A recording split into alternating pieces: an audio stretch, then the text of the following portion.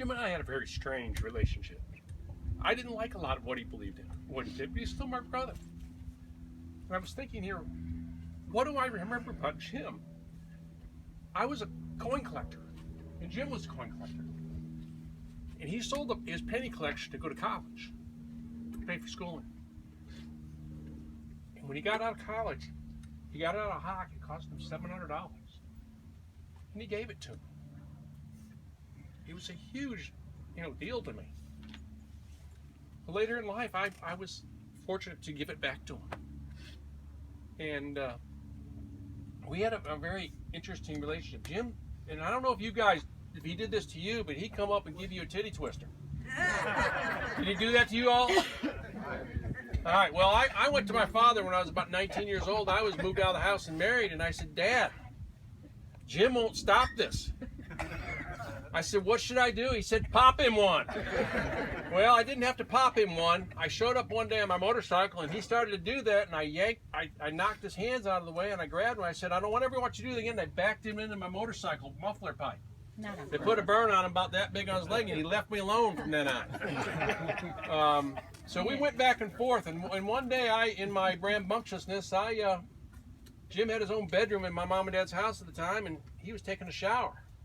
And he teased me all my life. And I went in there, and he's taking a shower, and it was just a little opening about yay big with a shower curtain, and I just went in, and I went, ah! I don't know what, he hit the floor. Well, it didn't take him long. One night I showed up, and he came out of the bushes to scare the living daylights out of me, too. So we went back and forth, but he had a generous heart. He wanted the best for you. And then the last little thing was about a month and a half ago, Jim says, I sent you a package with a couple pictures in it. It's a picture of us at Blowing Rock, all 6 brothers, and he said, my wife took, and then a picture of you with your muskie when you were 8 years old. It was in the newspaper. And he called me every week or so. He said, have you gotten the picture? No, I haven't gotten the picture, Jim. He said he was just, he was kind of floored that, I hadn't gotten it.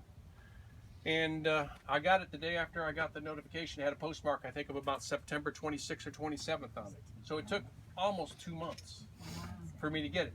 And I didn't ask him for it. He just wanted, that was his giving. He wanted me to have it. So, and that, I guess I told a couple people, some of your close friends you're gonna love this one.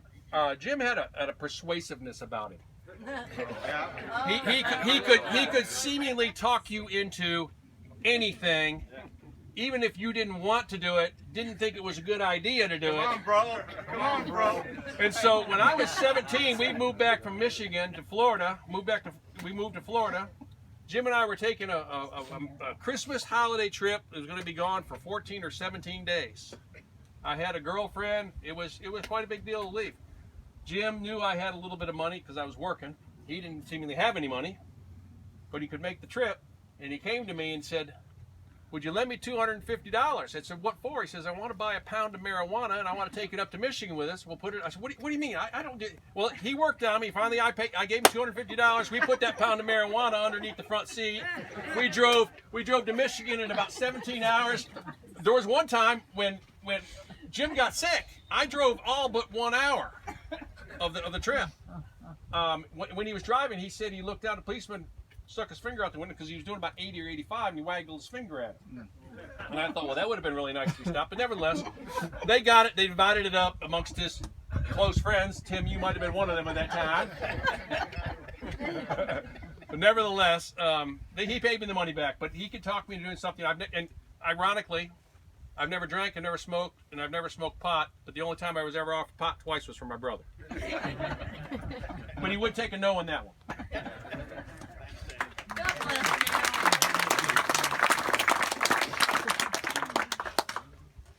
Anybody else care to say a word or two? I hope you don't mind if I read off of this so I don't forget. Yeah. I think it really represents Jim. When I met Jim many years ago at art school, one of the first things he told me was that he was the black sheep of the family. He was proud of his upbringing, parents, and brothers, and even though he approached life uniquely, it was obvious his family had a profound influence on him. He took the greatest lessons lesson from the Bible to heart. Do unto others as you would have them do unto you, and live that every day. His personality was large and colorful, and he could be brutally direct, but he was one of the most honest and generous people you could ever know.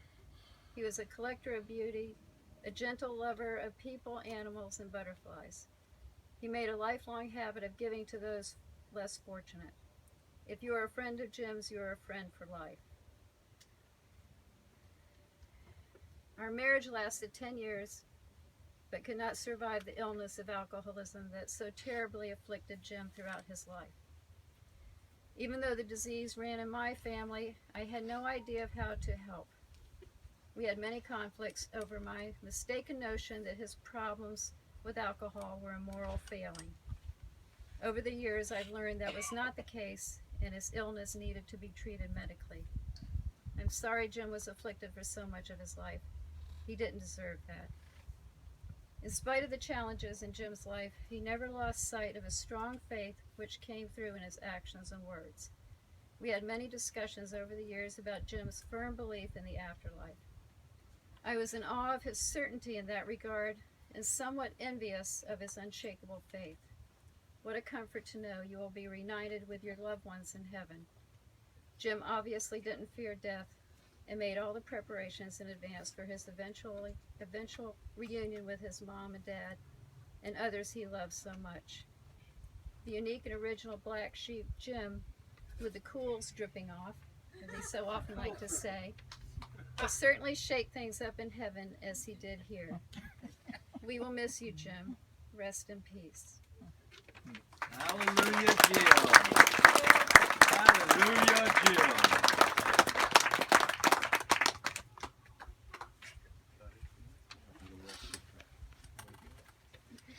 Dominic, you can stay right there if you wish. Hi, everybody. I'm Dominic Cavone. Jimmy and I worked together before he's gone. Loved him. Great guy. But you know what? There was something about him that he would tell me things that you probably never heard about. I haven't got time to tell you all about it right now. Wish I did. We used to go to work to a place called Dundee. I don't know if anybody knows where Dundee, Florida is. About an hour and a half drive from here. And we had a lot of time to talk about things. And it was everything from religion to finances to anything, the politics, we did it all. But one of the things that always came up, never forget that, he would go always back to, God, I love my brothers. I love the people I work with. I love everybody in this world because we're at peace. And that's the way he felt about things. Now, I could never get off the interstate or any of the highways without Jimmy telling me, hey, slow down, stop here. What's going on, Jimmy? That homeless guy over there, he's looking for a little bit of help. Okay, Jimmy, we stopped, let the cars hold behind us. The guy come run over and he give him $1. I said, Jimmy, how much you got in your wallet? He said, I got $2. But that $1 is going to that fella to have some help. And that just, brought everything up when I saw this. So let me tell you something. You think he's in that box, but he's not. Amen. He's sitting on top of it right now, smiling and laughing with all. Amen. Amen. Amen.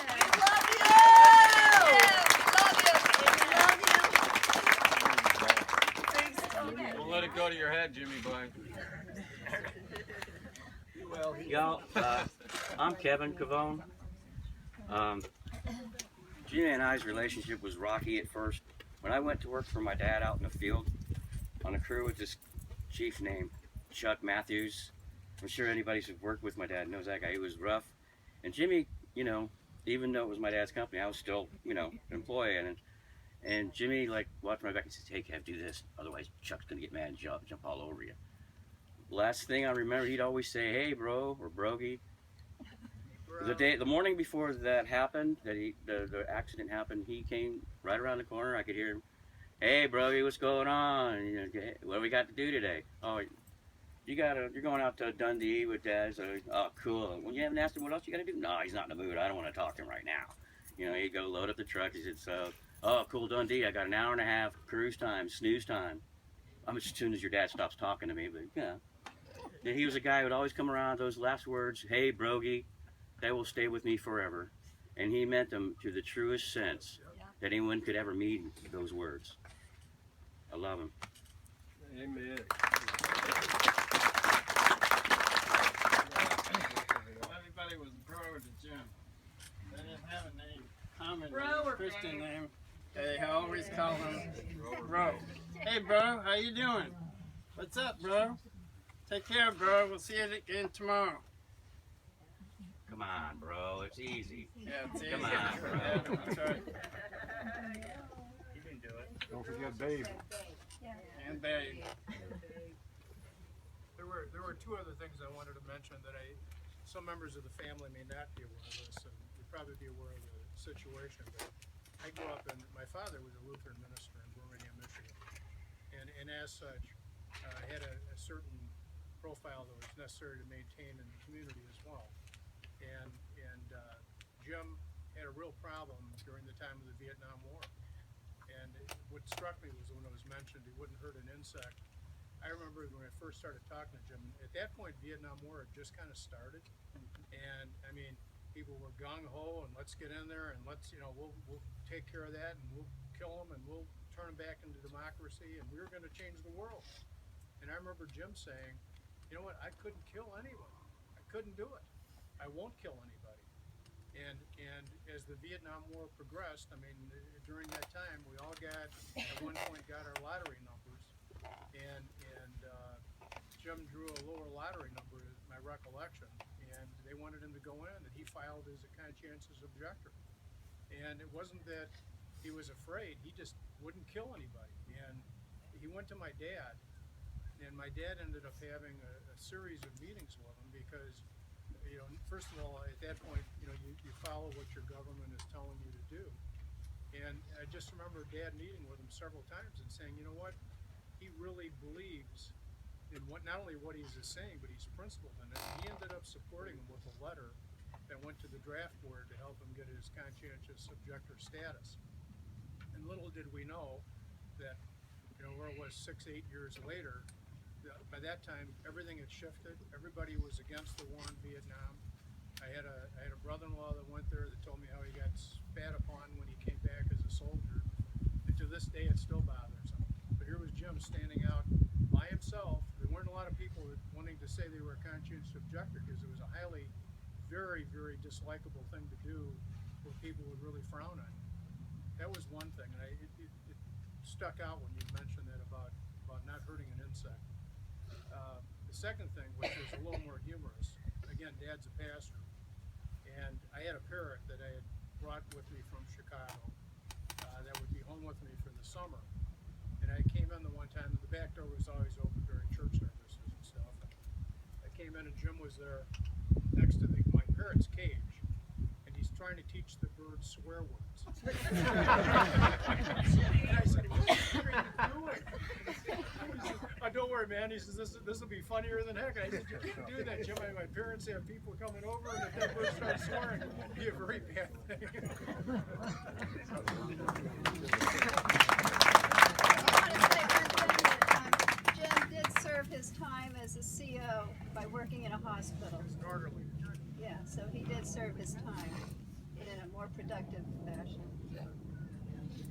But I am so glad you mentioned that because that was one of the things I first respected about Jim was hearing that he was a conscientious objector because that made me think so highly of him. He is the epitome of peace and love.